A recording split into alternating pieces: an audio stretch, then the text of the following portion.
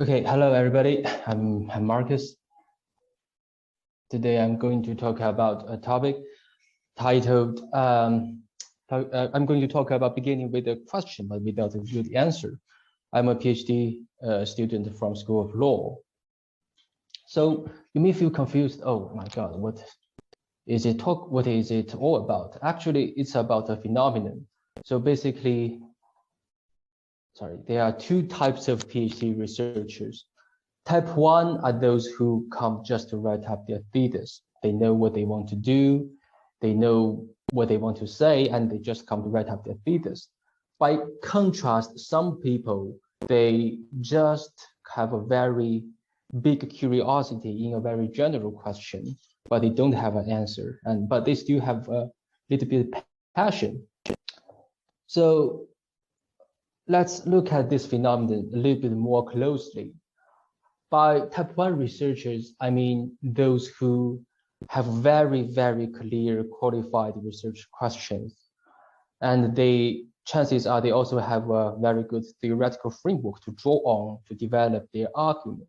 They have a conclusion, they know what they want to say.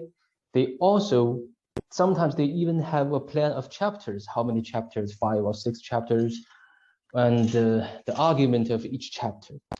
Let me give you an example. For instance, the topic is climate change and law, because I'm doing law, so I just use this example, sorry. Type 1 researchers may say, I want to research, do people have a human right about climate change?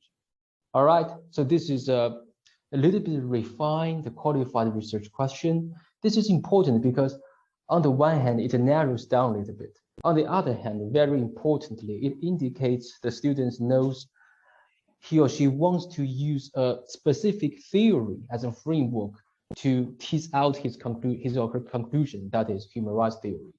Alternatively, we can also say, I want to use justice theory to argue for human rights concerning climate change. And usually they have a conclusion that is, yes, we do have a set of, let's say, human rights concerning climate change. By contrast, if I am a type 2 researcher, not if, because I am a type 2 researcher. Type 2 researcher would say, I just have a very general question. How does law contribute to the agenda of climate change? No more, no less. I'm interested in this topic. I come here to do a research. I want to find an answer to it, but I haven't found the answer yet. As I said, I am a type 2 researcher when I started my PhD, and so I have some experience about the difference between them. A very important question is this a good thing or bad thing? I think things always have two sides, all right? So the best thing about type 1 researchers they can be very, very efficient. How efficient? Let me give you an example. I know a teacher. She graduated from a top law school in England. Her topic was about, I think, international law, and it was a 100,000 words dissertation. She used 2 years, a little bit longer than 2 years, let's say 2 years and 1 month more, and she finished it. Importantly, she still got some extra time to travel around Europe, around the UK. I was really shocked when I hear that. I asked her, oh my God, how can you do it? She said, I started to write my dissertation literally since my first day coming to the school. I already know what I want to say. I already know what the books I want to use. I just write it up. The downside of this is, this sounds very exciting. You know, this can be very effective. And also very importantly, this links to what Jessica just said just now, the imposter syndrome. This is where sometimes the peer pressure comes from, to be honest. But I also want to say there's a downside of it. That is, they can be a little bit too narrow because they only care about this very specific topic. They lose some opportunity to explore more different possibilities. So I think type 2 researchers, they may start with a very general, big question, and the process can be a little bit difficult, a little bit tough, but it's a rewarding process because in this process, because they want to be inspired, So they read more books, they read different approaches. In this process, they are also developing to be very knowledgeable, very competent researchers in this area. So it's a rewarding process. This being said, I still want to say we have to face a reality. Type 1 stands at a little bit more advanced position than type 2, because after all, we have to finish this dissertation. And type 1 people, they already know what they want to say, how to write it. So in this sense, they stand at a little bit more advanced position. So let me make it straightforward. Let me make it clear. I want to say, if you are a type 2 researcher, this is fairly normal. There is nothing to worry about. Don't fall into the trap of imposter syndrome like that. Don't feel peer pressure. This kind of thing is not very fruitful. On the other hand, this is also a very good opportunity to learn more, to stretch yourself in the process of test and error. You are learning, you are developing. But the most important thing is what we want to do in the 3 or 4 years is to transform from type 2 into type 1. So this is a dynamic process. You can also say type 1 researchers, they already lose the opportunity to experience this kind of dynamic. So it's a loss for them. Anyway, the most important step in this process, I think, is to know the debate.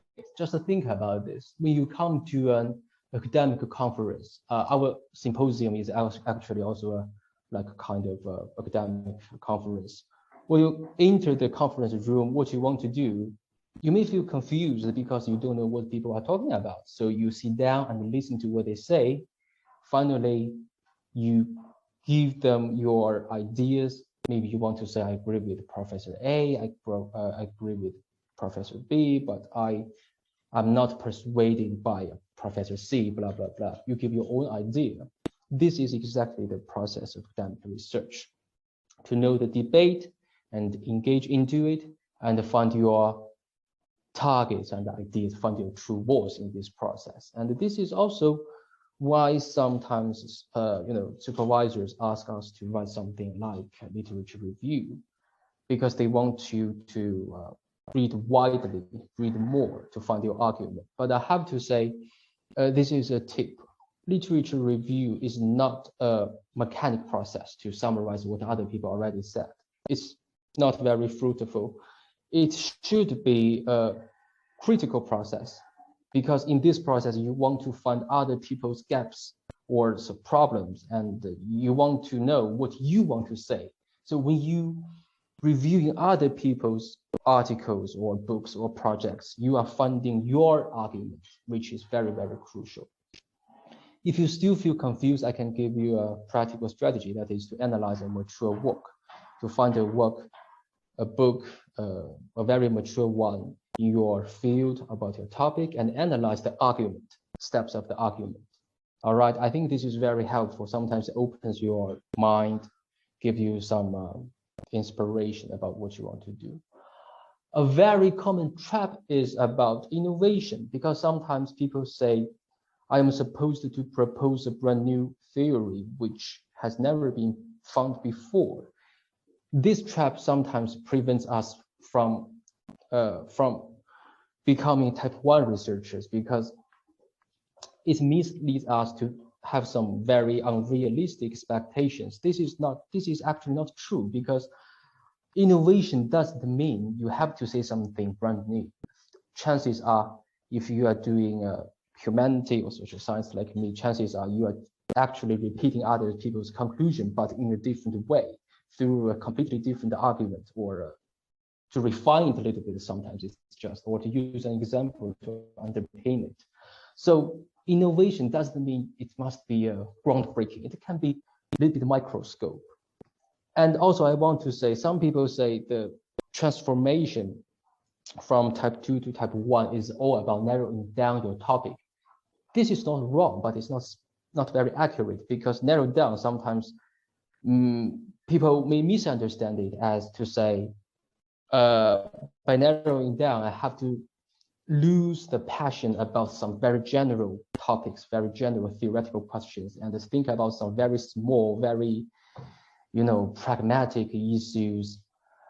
They can be very productive, and they have lots of cases, example to use, but The problem is this is not the true meaning of narrowing down. Actually, narrowing down just means to be a little bit more specific. For instance, I still want to discuss what is justice. What is justice is a very high level, very abstract, very ground question, but I can talk about it through a particular route, through a particular, let's say, school of thought, let's say, ancient philosophy, things like that, let's say. Through this thought, through this school of thought, I can find a theory of justice. This is also a kind of narrowing down, to be a little bit more specific. All right. Okay, so much for my presentation. This is my contact. We can keep in touch. Sorry, I forgot to put my social media link here, but if you want, I can post it in the chat box. Thank you very much.